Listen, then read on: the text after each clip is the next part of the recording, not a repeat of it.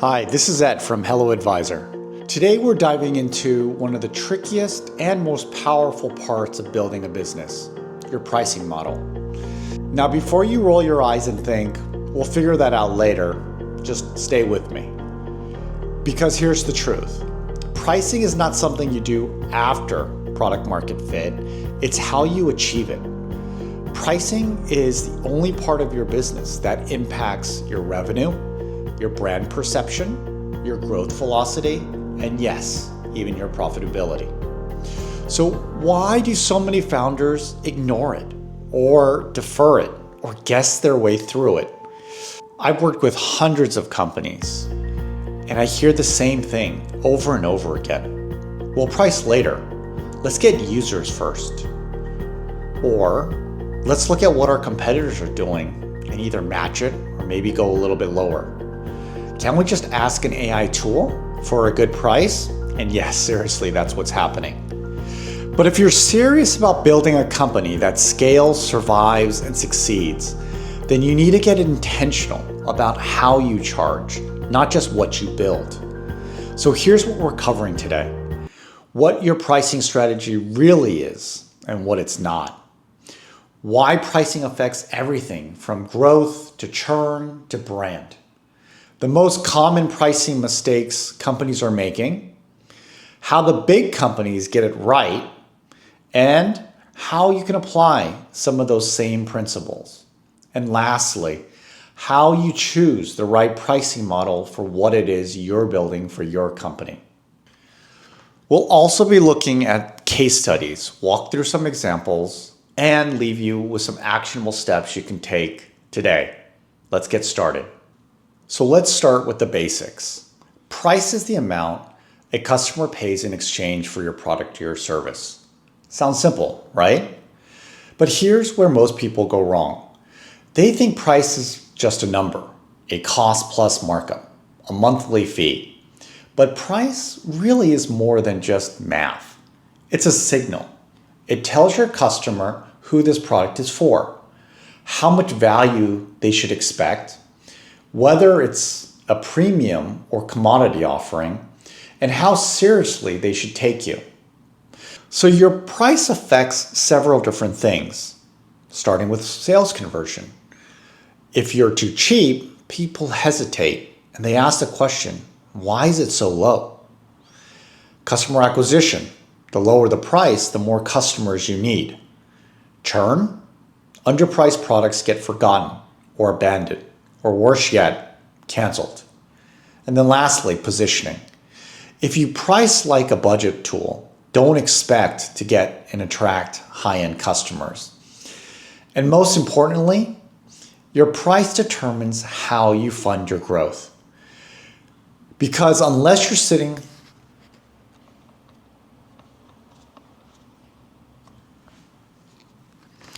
And most importantly, your price determines how you fund your growth. Because unless you're sitting on a massive amount of capital, your pricing is what keeps your light on. It's what funds your team, and it gives you optionality. So let's think about this. Two companies build very similar products. Company A charges $9 per month. Company B charges $49 per month. Same product, same market.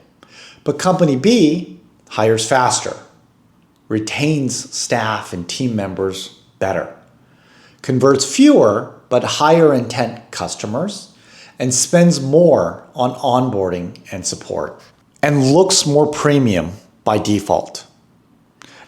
Now, this doesn't mean higher prices are always better, but it does mean how you price shapes who you attract and the type of business you ultimately become. So before we go any further, there are 4 things every entrepreneur and CEO needs to understand about their business if they want to price effectively. The first, your position in the market. Are you a premium player, the disruptor, the alternative? Your pricing needs to reflect your positioning, or you're going to confuse buyers. The second, your customer segment. Who's buying? A startup with 10 employees or an enterprise with 10,000. Different segments have different price sensitivity, buying processes, and expectations. The third, your pricing capabilities. Can you support usage-based billing? Do you have tiering built in? Some pricing models require infrastructure, metering, or custom contracts. So it's important to be realistic of what your capabilities actually are. The fourth, your competitive landscape. What are others charging and how are they framing it? You don't need to match them, but what you do need to know is how you compare. The entrepreneurs and CEOs who win on pricing simply don't wing it. They do the work. They learn from the market. They test, iterate, and refine their model. And most importantly, they treat pricing as a system, not a sentence. It's not set once and be forgotten. It evolves with your product, your audience, and your strategy. In this next section, we're going deeper into what pricing really means beyond the number. Because when you understand that, you'll stop guessing and you'll start building with leverage. Let's go. So let's talk about something that trips up even experienced CEOs and leaders. Price is not math, it's strategy. Yes, there's a number at the end, but that number reflects 1,000 strategic choices. So let me explain. When you set a price, you're doing more than just covering your costs. You're telling the market what your product is worth. A $9 product says easy, low risk, mass market. A $99 product says premium, specialized, perhaps high touch. A $999 product says enterprise ready, high stakes, transformative. Same product, different price. Completely different perception that you're creating. And that's why CEOs who copy their competitors' pricing without context often undervalues their own product. You're not just setting a price, you're setting a narrative. Pricing affects more than revenue. It influences conversion, high price, higher scrutiny, low price, lower trust. Also influences acquisition. What channels work for your price point? Paid ads, product-led growth, sales-led growth. It also influences support. Are you charging enough to actually serve the customer well, meeting their expectation not only of what your product does, but also the service that will or will not actually come with that. And then lastly, expansion. How can you grow revenue from existing users over time? Pricing shapes your entire business model. It determines what you can afford to do or not do. And here's the scary part. A small pricing mistake compounds over time. Charge $10 instead of $20, that's not just half the revenue, it's half the margin. It's half your acquisition budget. It's potentially half your customer LTV or lifetime value. Now you can't afford the same support, content, or team, so your growth will ultimately slow. So every founder hits the same internal tension or this founder's dilemma. I want to charge more, but I don't want to scare people away. And here's what I say, especially talking to CEOs. Don't fear pricing resistance. Learn from it. If nobody ever pushes back on your pricing, you're probably undercharging. Healthy pricing resistance means you're reaching your target segment. You're triggering value conversations. You're ready to test higher tiers or packaging. Your price should feel worth it, not cheap. Cheap is forgettable. Cheap attracts churn, and cheap starves your roadmap. Instead, price for value, margin, and momentum. So let's try a quick thought experiment. Let's say you sell a time-saving tool for marketing managers. In scenario A, you charge $10 per month In scenario B, you charge $99 per month. So what changes? Well, in scenario A, you attract hobbyists, freelancers, and people who might cancel after 1 month. You're answering to volume. In scenario B, you attract teams, marketing leads, and managers with budget. They ask questions, they engage deeper, they stay longer. Different price, different user behavior, different business trajectory. So let's look at a real example. Canva. Canva, the design tool used by millions around the world, they started for free. They made it effortless to try, but their real strategy? Tiers. In the Pro tier, which was $12.99 per month, began to unlock branding, resizing, templates. They offered a Teams plan that allowed groups, companies to scale with users. Enterprise for whole departments with SSO, workflows, compliance. Each of these tiers is tied to the customer's goals and maturity, not just features. And that's not accidental.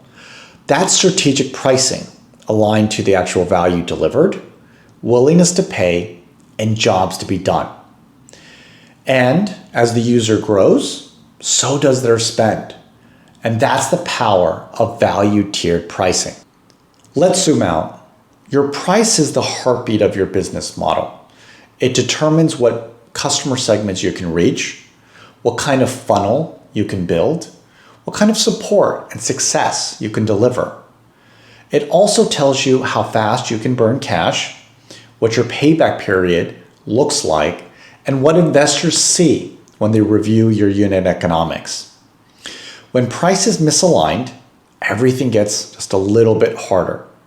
Sales takes longer, supports gets overloaded, churn starts to creep up, and runway starts to shrink. When pricing is right, growth gets a little bit smoother, and it compounds over time. You have margin, you get clarity, you know your customer, and you can build with confidence. Here's what I want you to take away from this. Don't treat pricing as a number you pick once. Treat it as a living strategy you update as your business evolves. The most successful companies revisit pricing at every inflection point. New segment, revisit. New product line, revisit. Brand shift, revisit. Scaling up the team, infrastructure, or goals, revisit. You don't need to change it every quarter, but you do need to check if it still fits. And if it doesn't, don't be afraid to evolve. In this next section, we're going to look at the two most common pricing models entrepreneurs and CEOs use, cost-based and value-based, and why one is significantly more powerful than the other. Let's break it down. Let's break down two common pricing approaches, especially for early ventures. One, cost-based pricing, and the other is value-based pricing. They sound similar, but the difference between them, it's the difference between running a margin-first business and running a growth-ready business.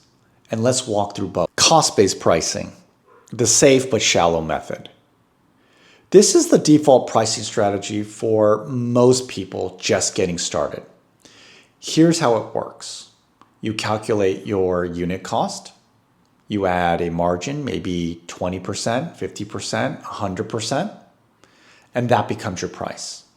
It's simple, easy to explain, and ensures you're not selling at a loss. But here's the catch. Cost-based pricing ignores your customer's perspective. So let's make this real. Meet Jack. Jack runs Yummy Bakery. He's incredible at baking and has a loyal group of morning regulars. Jack does some quick math. It costs him $5 to make a cup of specialty coffee, beans, milk, cup, energy. He adds $1 for labor. So his total cost is $6. He adds a $4 profit margin, and then he sets the price at $10 per cup. Same with sandwiches. Total cost, $10, adds a $5 margin, charges $15. This is classic cost plus pricing. Simple and clean. So what works with this approach? Well, first, it ensures that you make profit on every item, or at least not lose money on every item sold. It's straightforward, especially if you're a solo entrepreneur or you're a cash-based business, and it's easy to explain and defend. How does this not work then for a business? First, it doesn't account for your customers' willingness to pay. It leaves no money on the table if the perceived value is higher, and it definitely doesn't scale well into a business-to-business or B2B or a software type of company. It also anchors your thinking to cost, not market positioning.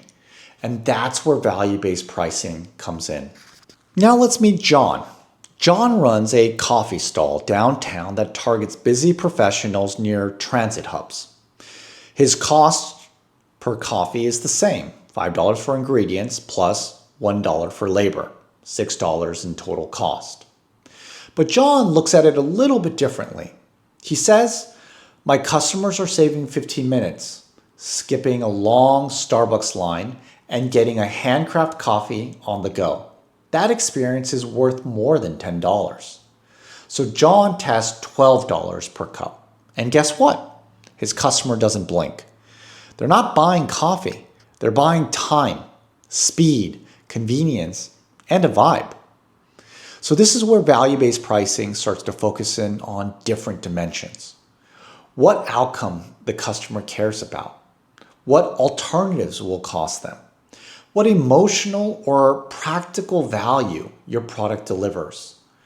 And what they're already willing to pay for similar results. Here's a simple formula to test value-based pricing for your business. Number one, outcome value. What's the impact of using your product? Time saved, revenue earned, anxiety avoided. Two, reference alternatives. What would it cost to solve the same problem another way? And then lastly, willingness to pay. Does your target customer actually expect to pay for this benefit? If the perceived outcome is $500 per month, or alternatives cost $300 per month, then $249 per month may feel like a great deal and still deliver strong margin. And that is strategic pricing. So let's shift from the physical world to the digital world. And let's go from coffee to software. Let's assume you run a SaaS tool company that saves operation teams $10 per hour. You calculate that $40 per month per user for hosting, support, and updates. You add a 50% margin. So approximately $60 per month is the price you would offer customers. But wait, your customer is a team manager whose time is worth actually $75 per hour. You're saving them 40 hours a month. That's $3,000 per month in time value, and you're charging only $60? In value-based terms, you can start to charge $299, $499, perhaps even $1,000, as long as the savings and return on investment are clear. I'll say this and I'll say this again. Don't undersell your product. Here's where most entrepreneurs and CEOs go wrong. They're afraid to charge what they're worth. They assume their costs are the ceiling. They don't understand how much value they're actually delivering. And they focus on cost of goods instead of cost of not using you. Value-based pricing shifts the mindset from what did this cost me to what is this worth to the person buying it. That shift can 3 to 5x your pricing power without changing your product. So let's recap. Cost-based pricing is easy, safe, and profit-aware, but often leaves value on the table. Value-based pricing, on the other hand, aligns to what customers care most about and supports growth, positioning, and retention. In the next section, we're going to explore how big companies and brands like Oreo, Apple, and Amazon price with intent, and how they combine value and strategy at scale. You don't need a pricing team to apply these lessons, but you do need to think like one. Let's dive in. Let's shift gears. You might be thinking, okay, I get the difference between cost-based and value-based pricing, but what do the pros do? How do the big companies do it? What about the brands we all know? Oreo, Apple, Netflix, Amazon. What do they do? Let's take a closer look. Oreo is more than just a cookie. It's a billion-dollar brand with hundreds of SKUs or SKUs across the globe. So how do they price? Step one, they calculate the unit cost, just like any small business. That includes raw materials, flour, cocoa, cream, manufacturing labor, packaging, transportation, storage, energy, marketing, and retail margins. All that gets rolled into what's called a fully loaded cost. Then they layer on competitive positioning. Are they the cheapest cookie? No. Are they premium? Also no. Brand value. People trust Oreo. There's nostalgia, recognition, and shelf placement. Lastly, channel. Supermarkets versus convenience stores versus the international market. The final price is a reflection of cost, demand, margin, and brand equity. And here's what's important. It's not just one global price. It varies by region, market segment, size of the pack, retail partner, seasonal promotions. Big companies don't have one price. They have a pricing system. While you might not have Oreo's resources, you can still apply the same principles. You can understand your full cost structure. You can know your brand positioning. You can segment your channels or users or customers. You can think in tiers, not just one price fits all. And you can track price sensitivity over time. Start simple, scale into sophistication. Let's go premium. Apple is the gold standard of value-based pricing done right. Their cost to manufacture an iPhone are well documented. Most flagship models cost between $400 to about $550 to build. But their retail price? $999 to start. Sometimes $1,200 or more. Why? Because Apple has engineered more than just a physical product. What they also have engineered is perceived quality, design leadership, status appeal, ecosystem lock-in, seamless UX. They don't compete on price. They compete on value and brand. And customers pay happily. This is pricing as positioning. Apple tells you they're not just another phone. And every tier, whether it's a base model, a Pro Max model, is priced to anchor you upward. Let's break down two common pricing approaches, especially for early ventures. One, cost-based pricing, and the other is value-based pricing. They sound similar, but the difference between them? It's the difference between running a margin-first business and running a growth-ready business. And let's walk through both. Cost-based pricing, the safe but shallow method. This is the default pricing strategy for most people just getting started. Here's how it works. You calculate your unit cost. You add a margin, maybe 20%, 50%, 100%, and that becomes your price. It's simple, easy to explain, and ensures you're not selling at a loss. But here's the catch. Cost-based pricing ignores your customer's perspective. So let's make this real. Meet Jack. Jack runs Yummy Bakery. He's incredible at baking and has a loyal group of morning regulars. Jack does some quick math. It costs him $5 to make a cup of specialty coffee, beans, milk, cup, energy. He adds $1 for labor. So his total cost is $6. He adds a $4 profit margin, and then he sets the price at $10 per cup. Same with sandwiches. Total cost, $10, adds a $5 margin, charges $15. This is classic cost plus pricing. Simple and clean. So what works with this approach? Well, first, it ensures that you make profit on every item, or at least not lose money on every item sold. It's straightforward, especially if you're a solo entrepreneur or you're a cash-based business, and it's easy to explain and defend.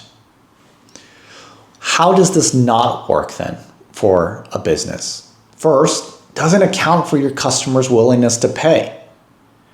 It leaves no money on the table if the perceived value is higher. And it definitely doesn't scale well into a business to business or B2B or a software type of company. It also anchors your thinking to cost, not market positioning.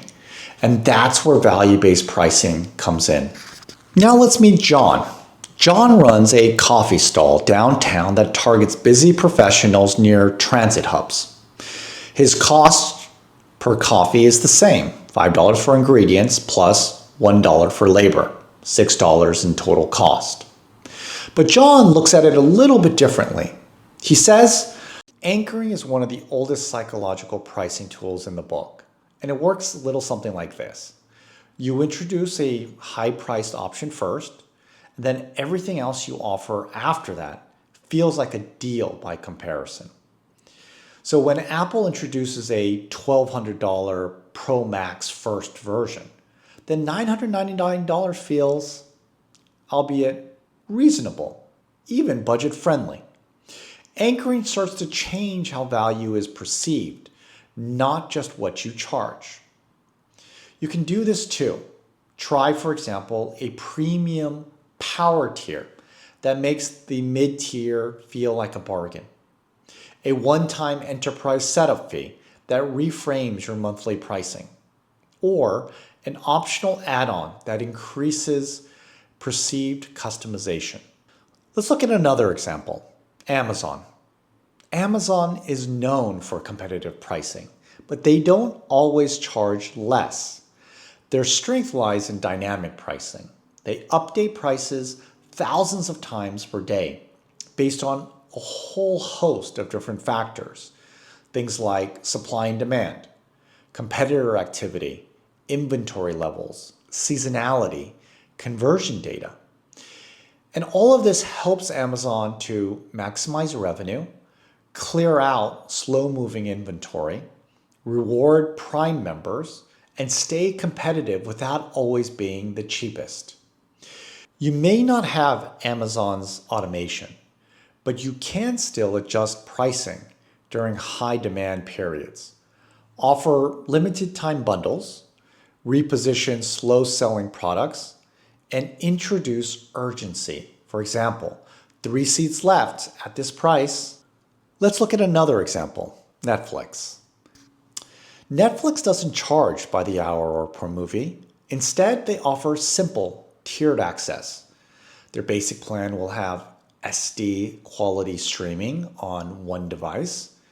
Their standard tier will have HD on 2 devices. And then their premium tier will give you access to 4K viewing on 4 devices. Each tier stacks more value and is priced relative to usage and experience. It's easy to understand, easy to upgrade, and psychologically easier than being charged per use. This is what we call value stacking. Pricing based on incremental outcomes, not features. You can do this with subscription plans, free, pro, team, enterprise, membership plans, volume-based pricing, or seat-based expansion. So what do these big companies teach us? First, your pricing should match your brand position. Premium brands don't price like budget tools. Segment your pricing. Don't squeeze everyone into one flat rate or tier. Use pricing tactics intentionally. Anchoring, urgency, bundling. They all work when used with clarity. And lastly, adapt. Pricing is not a one-time guess. It's a constant calibration. You might not be Amazon or Apple today, but you can certainly think like them when it comes to pricing strategy. In the next section, we're going to look at how pricing isn't just about revenue. It's a marketing lever. Why do buy one, get one free deals work? Why does $999 feel like a better deal than $1,000? We're about to break it down. So up until now, we've talked about pricing as math. We've talked about pricing as strategy. Now let's talk about pricing as marketing. Because price doesn't just determine revenue. It influences perception, positioning, and conversion. It's one of the most powerful and underused marketing levers you have. Let's start with a truism. People don't just buy with logic, they buy with feelings and emotion, and then justify with logic. That means how a price feels is just as important as what it is. Here are a few tools big brands and smart startups use to influence price perception. The first, psychological pricing. This is the $999 versus $1,000 trick. And yes, it does work. It's called charm pricing or just below pricing. Even though the difference is just $1, studies show that prices ending in 9 or 7 feel significantly more appealing. $49.99 feels cheaper than $50. $7 per month feels single digit. $997 feels premium but accessible. Is it necessarily rational? No. Is it effective? Absolutely. Next, let's look at framing and bundling. Let's say your product includes one-on-one onboarding, email support, custom reports, admin dashboards. If you just charge $99 per month, people might miss the value. But what if you show each element with a retail value? For example, onboarding, $199, reporting, $149, dashboards, $49, and support, $99. Suddenly, your $99 per month feels like a deal. That's called value framing, and it works brilliantly in SaaS, services, even subscriptions. Don't hide your value, frame it. Next, let's look at promotions that sell without devaluing. What about discounts? They work, but they can backfire if you overdo them. Instead of slashing prices, try tactics such as limited time bonuses. Sign up this week and get X free. Tiered urgency. The first 100 users at 40% off. Bundled-based discounts. Buy both tools and save 25%. Or lifetime pricing for early adopters, and certainly a great tactic for pre-launch products. So why does this work? These create urgency without training your customers to wait for a sale. We talked a little bit about this earlier, but anchoring works because humans compare, not calculate. Show a high-priced option first, then follow with a more affordable one. The second offer feels like a better deal, even if it's still a premium. For example, Plan A, the startup plan, could be $199 per month. Plan B, your pro plan, is $399 per month. And then plan C, your enterprise, $999 per month. Most people go for the middle plan, and that's the anchoring effect in action. Pro tip, anchor up to make your core plan feel more reasonable and drive upgrades later. And the fifth, packaging the offer, not just the product. People don't just buy what you sell. They buy how it's presented. Let's say you're selling a $49 per month SaaS product. You could say it's $49 per month, or you could also say it's just $1.63 a day, less than your morning coffee, and it saves you 4 hours or more per week. See the difference? You're reframing the price in the context of value and daily use. Use comparisons, use outcomes, use relatable anchors. You're not just selling software or service. You're selling time saved, revenue earned, pain avoided. So what have we learned? Pricing isn't just finance, it's founder-led marketing. The way you present your price affects what people expect, how much they trust you, how they compare you to competitors, whether they feel like they're winning when they buy your product. You don't need to trick anyone, but what you do need to communicate is the full story of what your price represents. In this next section, we'll go to the heart of today's topic, how to choose the right pricing model for your business. We'll look at flat versus tiered, subscription versus usage, freemium versus paid, and how to evolve your model over time. Let's get tactical. We've talked about the importance of pricing. We've looked at psychology, perception, big company tactics. Now let's get into what really matters. How do you choose the right pricing model for your business? Because here's the thing. Pricing strategy isn't just the number you charge. It's how you charge, when you charge, why you charge. And your pricing model is the foundation. Let's walk through the key types and how you can pick the right one for you. So flat rate pricing. This is the most basic model. One price for everyone. $10 per month, $99 for the whole kit, $500 per package. It's simple, easy to explain, and great for getting started. Who is this best for? Well, it's great for early stage products or even pre-launch products. It's great for simple tools and direct-to-consumer type of offers. There are some downsides. You potentially leave money on the table with bigger users. You can't scale revenue with usage, and it potentially caps your upside. If we look at the second type of pricing model, tiered pricing, here you offer multiple pricing levels based on features, usage, or customer type. For example, a basic tier can be priced at $29 per month. A pro tier can be priced at $79 per month. And a business tier can be priced at $199 per month.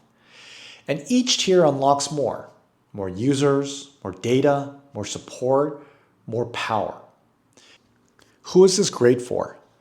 It's great for software companies, SaaS, marketplaces, and tools with diverse user needs. And why does it work? It lets users self-select based on their actual need and value. It also opens the door to expansion revenue or upgrading as customers grow.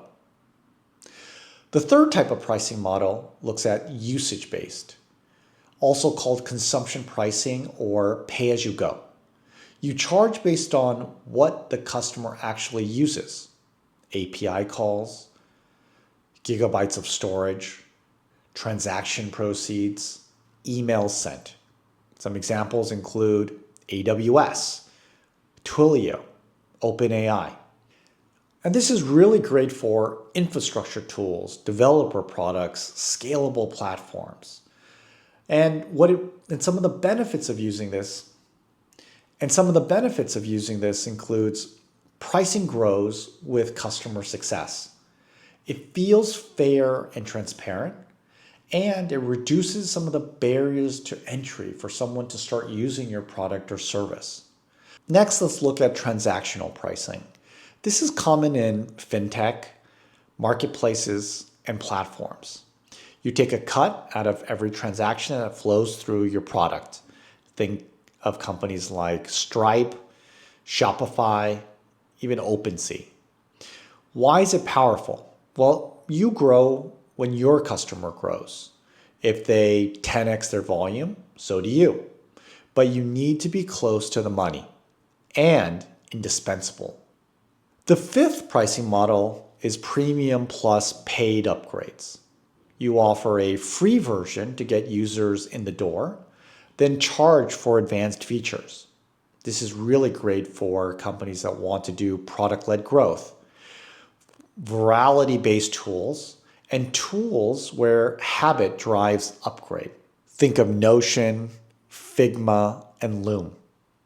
Some of the upside includes great for top of the funnel acquisition, encourages trial and word of mouth, and you don't need a sales team early on. On the flip side, some of the downsides include monetization requires activation and conversion. Free users will still cost you money.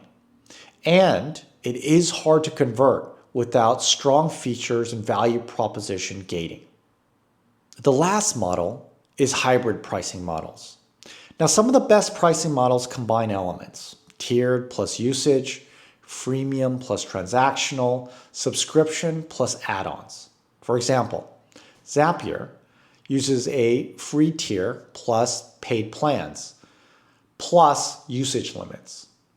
Shopify includes a subscription, plus transaction fees, plus App Store ecosystem.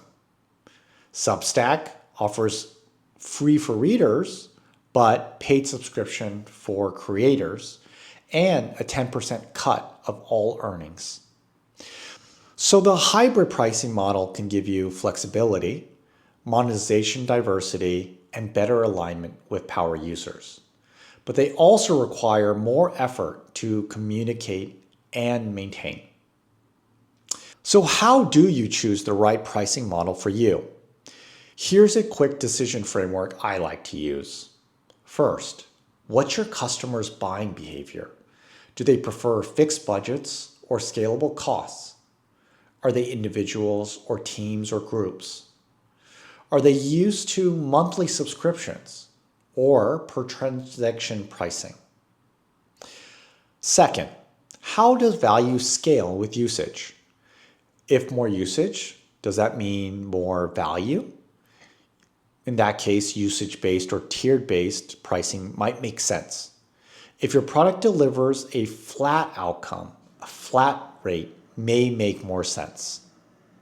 The third is, what's your acquisition model? In other words, how do you get your customers? Is it product-led growth? In that case, consider premium or tiered. Is it sales-led? You may need custom pricing or high-ticket models. And the last dimension of my decision-making framework is, do you have the monetization infrastructure? Can you track usage accurately? Can you support billing and complexity? Don't overcomplicate it too soon. Start lean. Now remember, you don't need to get it perfect on day one, but you do need to revisit your pricing model regularly. Here are some signs it's time to evolve. Your best users are churning or downgrading. Your support team is overwhelmed by low-paying accounts. New customer segments are asking for things your pricing doesn't reflect.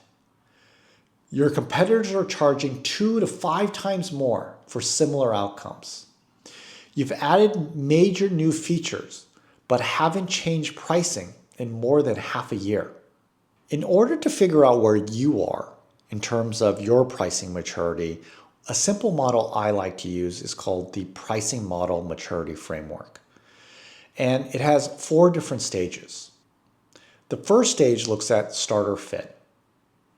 Do you offer simple, flat, or freemium pricing? In this stage, you are focused on learning, not necessarily about maximizing.